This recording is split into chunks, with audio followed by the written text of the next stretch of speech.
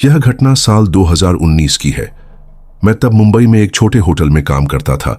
Hotel ज्यादा बड़ा नहीं था, लेकिन उसकी लोकेशन अच्छी होने की वजह से हमेशा भीड़ रहती थी। मैं वहां बतौर नाइट शिफ्ट रिसेप्शनिस्ट काम करता था। रात की शिफ्ट मुश्किल होती थी क्योंकि होटल में स्टाफ बहुत कम रहता था। ज्यादातर लोग दिन में ही काम करते और रात को सिर्फ मैं, एक सिक्योरिटी गार्ड और कभी कभी सफाई वाला ही मौजूद होता। उस रात भी मुझे नाइट शिफ्ट करनी थी। होटल के मैनेजर ने कहा था कि कुछ गेस्ट देर से आने वाले हैं, तो मुझे रिसेप्शन पर अलर्ट रहना होगा। शाम 7 बजे मैं होटल पहुंचा। हल्की बारिश हो रही थी, सड़कें गीली थीं और हवा में अजीब सी ठंडक थी। रिसेप्शन पर पहुंचते ही मैंने नोटिस किया कि माहौल कुछ अजीब सा है। होटल के गलियारे सुनसान थे, जबकि आमतौर पर शाम को लोग आते जाते रहते थे। मैंने सोचा शायद बारिश की वजह से मेहमान देर से आ रहे होंगे। मैंने टाइम पास करने के लिए अपनी नोटबुक खोली और कुछ लिखने लगा। करीब 10 बजे एक फैमिली आई। 4 लोग थे, पति पत्नी और उनके 2 बच्चे। उन्हें रूम नंबर 203 दिया गया। मैंने उन्हें रजिस्टर में एंट्री करवाई और चाबी दे दी। रात गहराती जा रही थी। 11 बजे तक और कोई नहीं आया। होटल लगभग खाली था। सिर्फ वही फैमिली और 2-3 पुराने गेस्ट अपने अपने कमरों में थे। करीब 11:30 बजे अचानक लाइट्स थोड़ी देर के लिए टिमटिमाई और फिर वापस जल गईं। मैं चौंक गया। यह अक्सर नहीं होता था। मैंने गार्ड से पूछा तो उसने कहा शायद बारिश की वजह से बिजली में गड़बड़ी हो। मैंने सिर हिला दिया और रिसेप्शन पर बैठा रहा। लेकिन तभी मुझे होटल के दूसरे फ्लोर से किसी के भागने की आवाज आई। धड़ धड़ धड़, जैसे कोई नंगे पैर दौड़ रहा हो। मैंने तुरंत इंटरकॉम से गार्ड को कॉल किया। किसी ने ऊपर भागा है, जाकर देखो। गार्ड ऊपर गया और कुछ मिनटों बाद नीचे आकर बोला, साहब वहां कोई नहीं है। उसकी आंखों में हल्की घबराहट थी। मैंने ज्यादा सवाल नहीं किए और काम पर ध्यान दिया। करीब आधी रात के बाद होटल में बिल्कुल सन्नाटा छा गया। हवा में सिर्फ पंखे की आवाज गूंज रही थी। मैं अकेला बैठा बोर हो रहा था। तभी अचानक लॉबी के आखिरी छोर पर मुझे एक औरत का साया दिखा। वह बहुत धीमे धीमे चलते हुए लॉबी में घूम रही थी। उसका चेहरा साफ नहीं दिख रहा था, बस एक लंबी सफेद ड्रेस नजर आ रही थी। मैंने सोचा कोई गेस्ट होगा, लेकिन अजीब बात यह थी कि मैंने उस ड्रेस वाली महिला को चेक इन करते हुए नहीं देखा था। मैं उठकर उसके पीछे गया, लेकिन जैसे ही मैं लॉबी के कोने पर पहुंचा, वहां कोई नहीं था। बस खिड़की से आती हल्की हवा और पर्दे हिलते हुए दिखाई दे रहे थे। मेरे शरीर में झुरझुरी सी दौड़ गई। मैं वापस रिसेप्शन पर आया और अपने लिए चाय बनाई। सोचा नींद और थकान की वजह से भ्रम हो रहा होगा, लेकिन डर का असली सिलसिला अब भी शुरू होना बाकी था। करीब 1 बजे फोन बजा। होटल का लैंडलाइन फोन था। मैंने रिसीवर उठाया। Hello reception. फोन के उस पार कुछ सेकंड तक सन्नाटा रहा, फिर बहुत धीमी और अजीब आवाज आई, कमरा 203, जल्दी आओ। मेरे रोंगटे खड़े हो गए।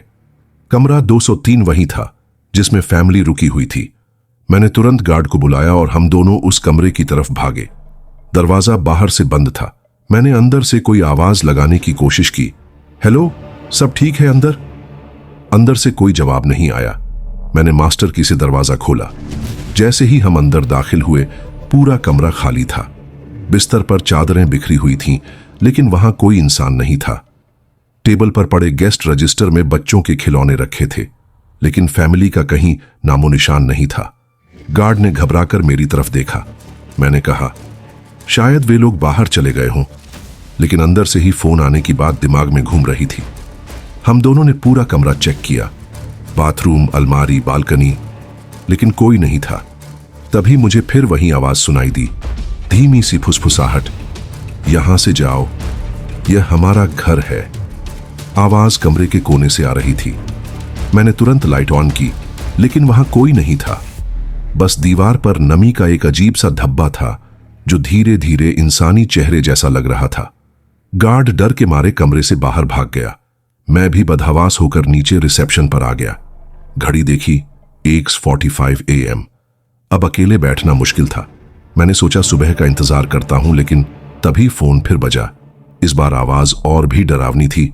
तुम्हें चेतावनी दी थी, अब बारी तुम्हारी है। फोन कट गया। मेरा गला सूख गया। मैं पसीने से तरबतर था। लॉबी में अचानक ठंडी हवा चली, कुर्सियां अपने आप। सुबह का उजाला कमरे में फैल चुका था, लेकिन मेरे दिल से रात का डर जरा भी कम नहीं हुआ था। मैंने हिम्मत करके मैनेजर से फिर कहा, सर, मैंने सब अपनी आंखों से देखा है। 203 में फैमिली थी, बच्चों की खिलखिलाहट तक सुनी थी। फिर अचानक सब गायब हो गए। मैनेजर ने मेरी तरफ अजीब नजरों से देखा और बोला, तुम शायद थक गए हो, लेकिन एक बात याद रखना, होटल की पुरानी बातें छेड़ना यहां मना है। उसका लहजा ठंडा था, जैसे वह कुछ छुपा रहा हो। मैं चुपचाप वहां से निकल गया, लेकिन दिमाग में वही सवाल घूम रहा था, अगर 203 सालों से बंद है तो फिर मैंने क्या देखा? रात की तैयारी। उस दिन मैंने सोचा नौकरी छोड़ दूं, लेकिन जरूरत की मजबूरी थी। पैसे की हालत ऐसी नहीं थी कि नौकरी छोड़ी जा सके। मैनेजर ने फिर मुझे नाइट शिफ्ट पर लगा दिया।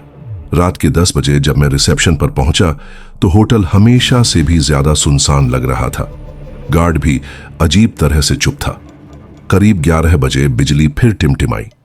मैं पहले से ही सजग था, इसलिए तुरंत चौंका नहीं, लेकिन तभी मैंने देखा रिसेप्शन के रजिस्टर पर अपने आप एक नाम लिखा जा रहा था, शर्मा फैमिली, कमरा 203।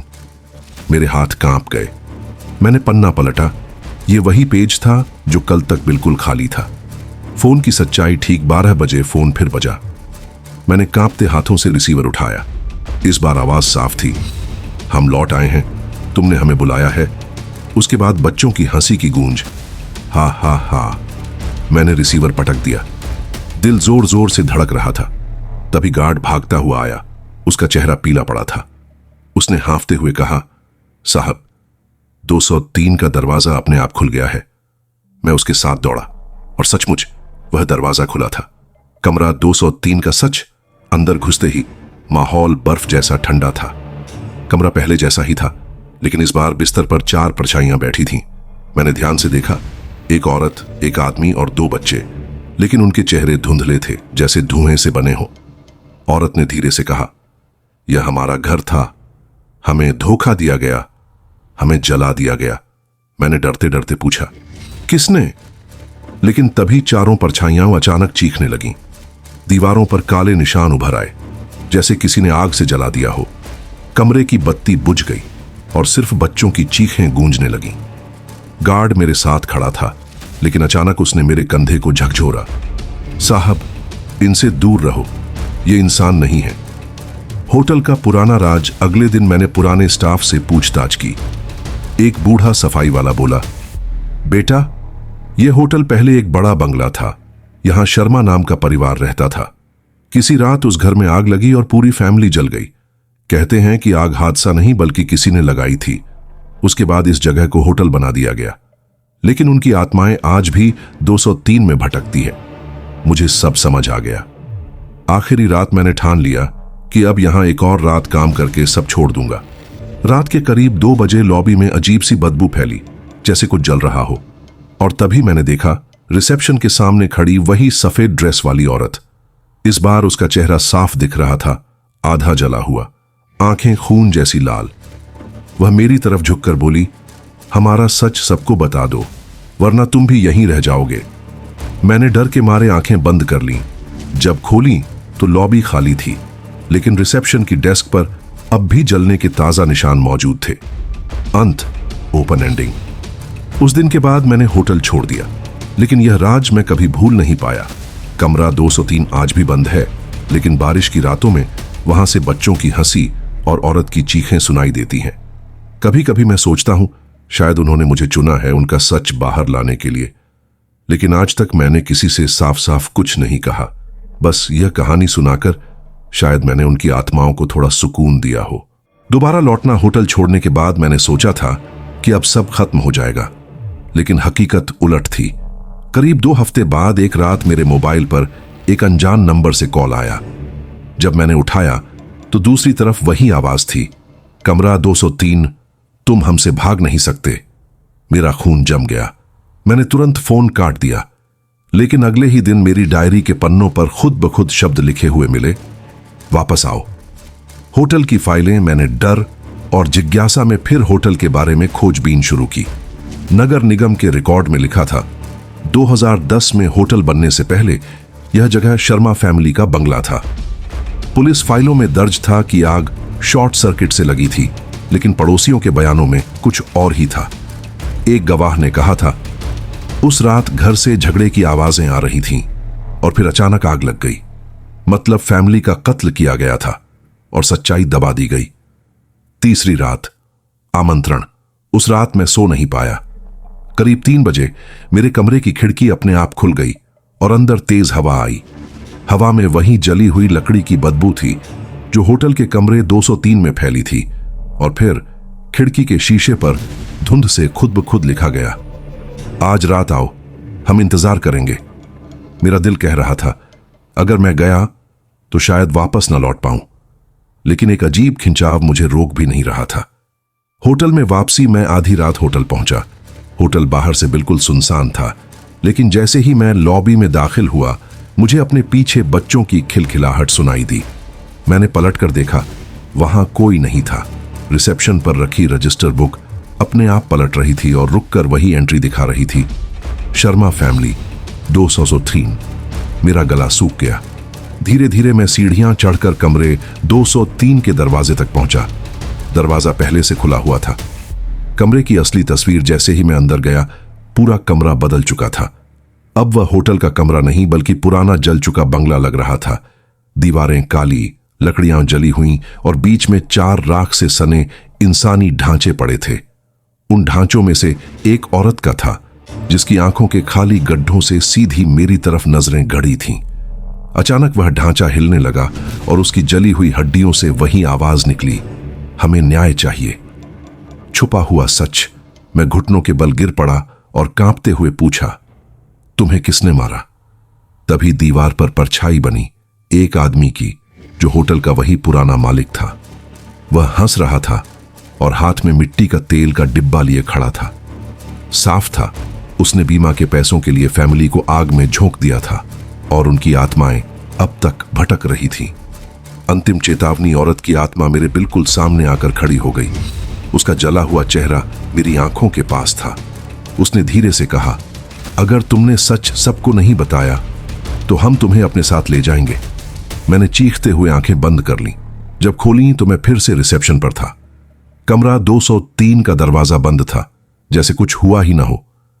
अंत, रहस्य अधूरा। आज कई साल बीत गए हैं। मैंने होटल की सच्चाई दुनिया को बताने की कोशिश की, लेकिन कोई यकीन नहीं करता।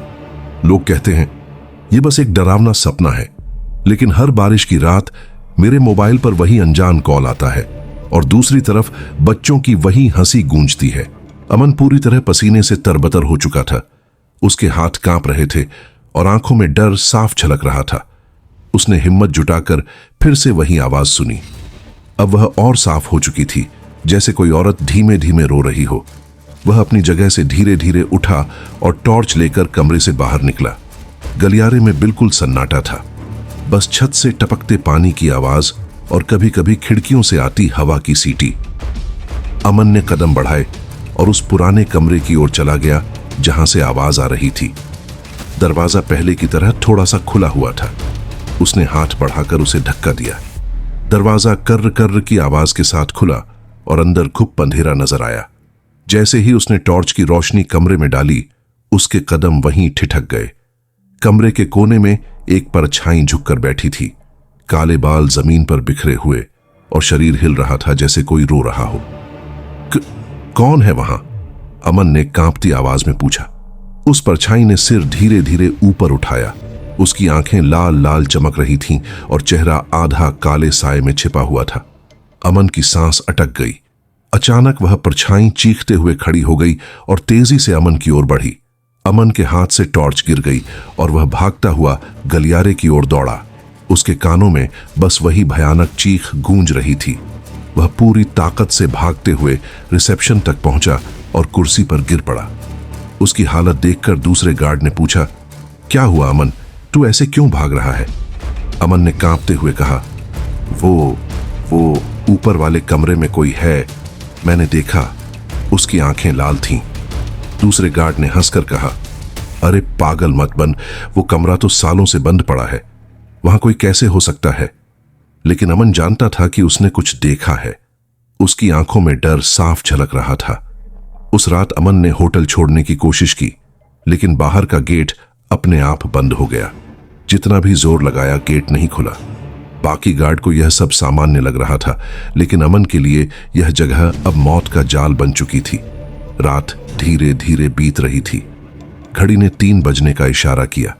तभी होटल की सारी लाइट्स अचानक बुझ गईं। चारों तरफ अंधेरा और सिर्फ अंधेरे में गूंजती वही रोने की आवाज। अमन ने डर के मारे आंखें बंद कर लीं। तभी उसे अपने कान के बिल्कुल पास किसी के फुसफुसाने की आवाज आई। तू क्यों आया यहां? जा, वरना तू भी यहीं रह जाएगा।